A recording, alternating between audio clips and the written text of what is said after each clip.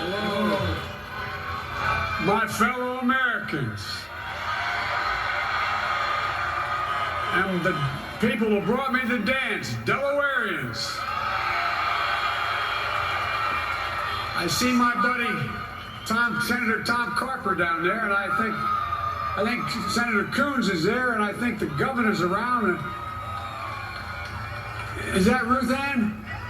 And that former Governor Ruth Ann Minner. And most importantly, my sisters-in-law, my sister Valerie. Anyway. Folks, the people of this nation have spoken. They've delivered us a clear victory, a convincing victory, a victory for we the people. We've won with the most votes ever cast on a presidential ticket in the history of the nation. 74 million.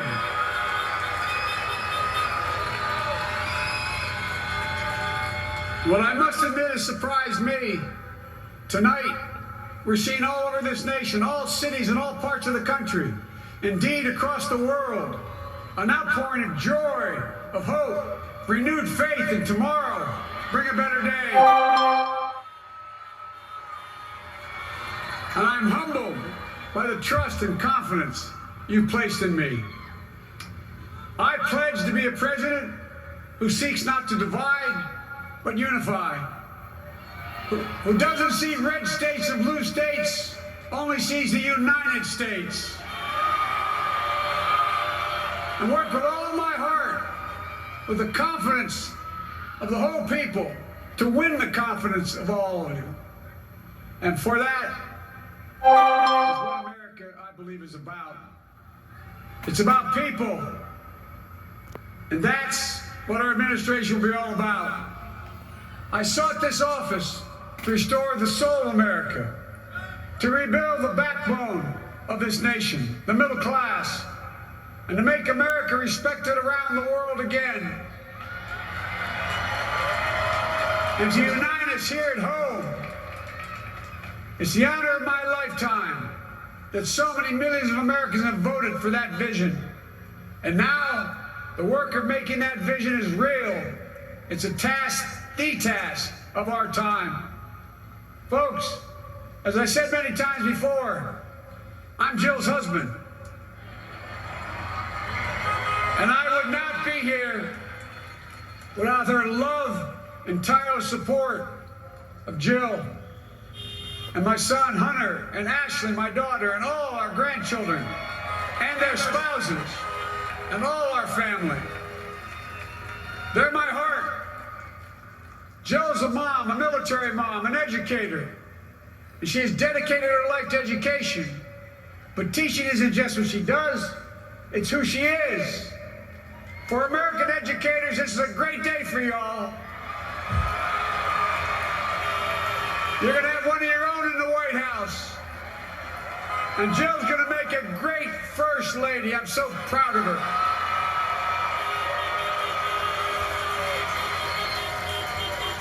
And I'll have the honor of serving with the fantastic Vice President who you just heard from, Kamala Harris,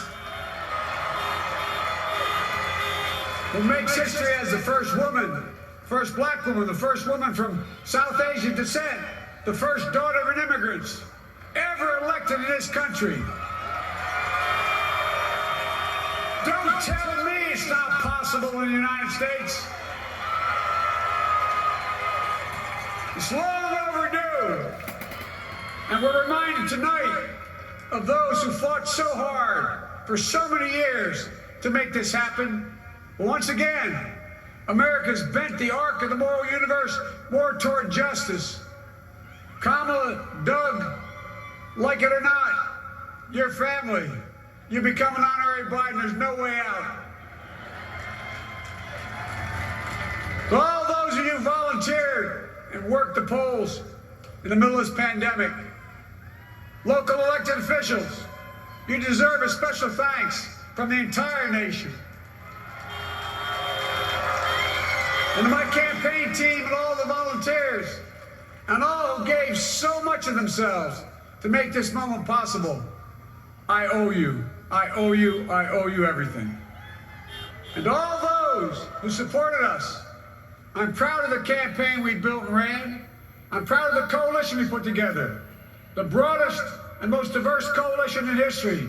Democrats, Republicans, independents, progressives, moderates, conservatives, young, old, urban and suburban, rural, gay, straight, transgender, white, Latino, Asian, Native American. I'm meeting, especially those moments, and especially those moments when this campaign was at its lowest ebb. The African American community stood up again for me. You always have my back, and I'll have yours. I said at the outset, I wanted to represent this campaign to represent and look like America. We've done that.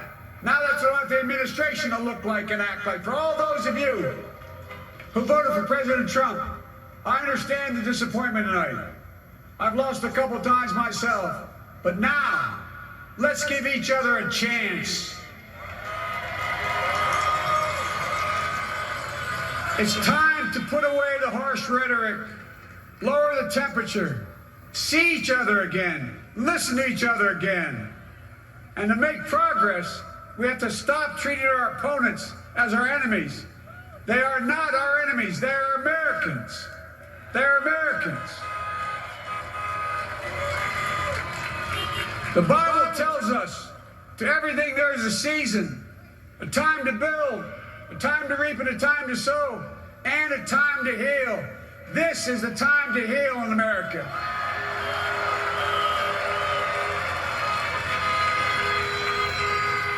Now this campaign is over. What is the will of the people? What is our mandate? I believe it's this.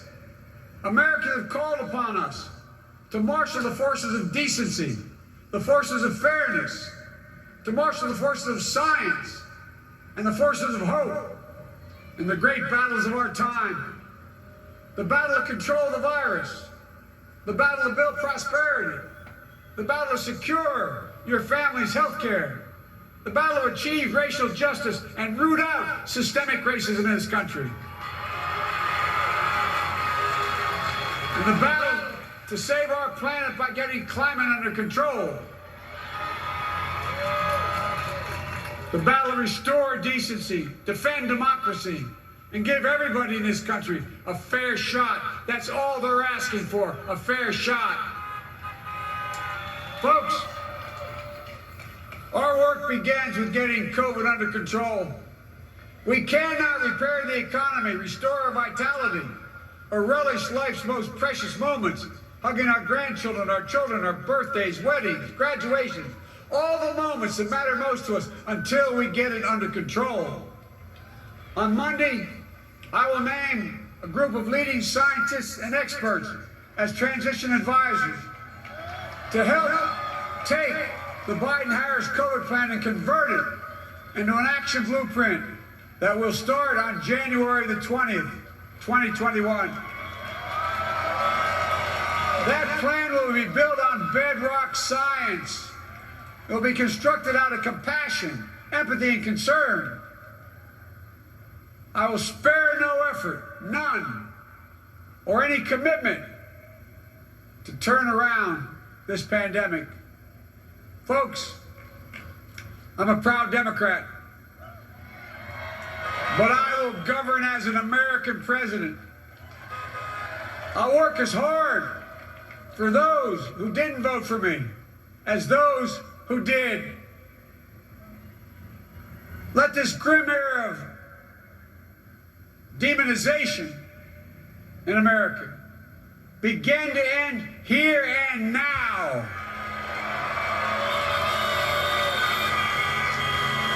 The refusal of Democrats and Republicans to cooperate with one another, it's not some mysterious force beyond our control. It's a decision, a choice we make. And if we can decide not to cooperate, then we can decide to cooperate. And I believe that this is part of the mandate given to us from the American people. They want us to cooperate in their interest. And that's the choice I'll make. And I'll call on Congress, Democrats and Republicans alike, to make that choice with me. The American story is about slow yet steadily widening the opportunities in America. And make no mistake, too many dreams have been deferred for too long. We must make the promise of the country real for everybody, no matter their race, their ethnicity, their faith, their identity, or their disability. Folks, America has always been shaped by inflection points, by moments in time where we've made hard decisions about who we are and what we want to be. Lincoln in 1860, coming to save the Union. FDR in 1932, promising a beleaguered country a new deal. JFK in 1960, pledging a new frontier. And 12 years ago, when Barack Obama made history, he told us, yes, we can. Well, folks, we stand at an inflection point. We have an opportunity to defeat despair, to build a nation of prosperity and purpose. We can do it. I know we can. I've long talked about the battle for the soul of America. We must restore the soul of America. Our nation is shaped by the constant battle between our better angels and our darkest impulses. And what presidents say in this battle matters. It's time for our better angels to prevail. Tonight, the whole world is watching America. And I believe at our best, America is a beacon for the globe. We will lead not only by the example of our power, but by the power of our example. I've always believed, many of you heard me say it, I've always believed we can define America in one word: possibilities. That, in America, everyone should be given an opportunity to go as far as their dreams and God-given ability will take them. You see, I believe in the possibilities of this country. We're always looking ahead to an America that's freer and more just, ahead to an America that creates jobs with dignity and respect, ahead of an America that cures diseases like cancer and Alzheimer's, ahead to an America that never leaves anyone behind, ahead of an America that never gives up, never gives in. This is a great nation. It's always been a bad bet to bet against America. We're good people. This is the United States of America. And there's never been anything we've been not able to do when we've done it together. Folks, in the last days of the campaign, I began thinking about a hymn that means a lot to me and my family, particularly my deceased son, Bo. It captures the faith that sustains me, and which I believe sustains America. And I hope it can provide some comfort and solace to 230,000 Americans who've lost a loved one to this terrible virus this year. My heart goes out to each and every one of you. Hopefully this hymn gives you solace as well. It goes like this: and he will raise you up on eagle's wings, bear you on the breath of dawn, and make you to shine like the sun, and hold you in the palm of his hand.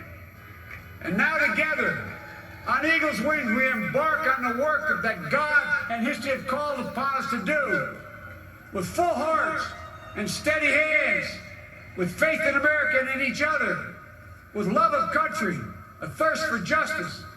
Let us be the nation that we know we can be, a nation united, a nation strengthened, a nation healed. The United States of America, ladies and gentlemen, there's never been anything we've tried we've not been able to do. So remember, as our grandpapa used to say when I walked out of his home when I was a kid up in Scranton, he said, "Joey, keep the faith." And our grandmother, when she was alive, she yelled, "No, Joey, spread it. Spread the faith. God love you all. May God bless America, and may God protect our troops." Thank you, thank you, thank you.